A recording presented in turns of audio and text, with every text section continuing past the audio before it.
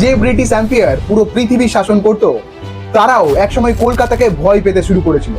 এতটাই ভয় যে রাতারাতি ইন্ডিয়ার ক্যাপিটালই বদলে ফেলা হয়। The capital will be transferred to New Delhi. 1905 সাল তৎকালীন ভাইসর লর্ড কার্জন বঙ্গভঙ্গ ঘোষণা করেন, আর উদ্দেশ্য ছিল ডিভাইড অ্যান্ড রুল। কিন্তু পুরো ঘটনাটা উল্টো হয়ে যায়। সারা বাংলা জুড়ে শুরু হয় স্বদেশি মুভমেন্ট, বিদেশি কাপড় পরানো হয়, ব্রিটিশ প্রোডাক্ট বয়কট করা হয়, এবং তারপর সামনে আসেন তরুণ বিপ্লবীরা। 1908 সালে মাত্র 18 বছর বয়সে ক্ষুদিরাম বোস ব্রিটিশদের বিরুদ্ধে বোমা হামলা চালান এবং তারপর তাকে ফাঁসি দেওয়া হয়। কিন্তু আন্দোলন আরো ভয়ঙ্কর হয়ে ওঠে।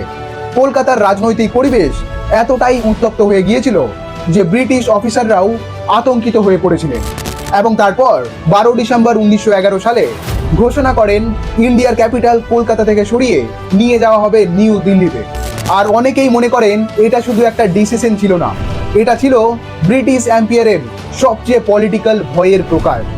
কারণ তারা বুঝে গিয়েছিল কলকাতা শুধু একটা শহর না, এটা ছিল বিদ্রোহের আগুন। আপনার কি মনে হয় কমেন্টে জানান। আর এরকম রিয়েল স্টোরি ভিডিও পেতে চ্যানেলটা এক্ষুনি সাবস্ক্রাইব করুন।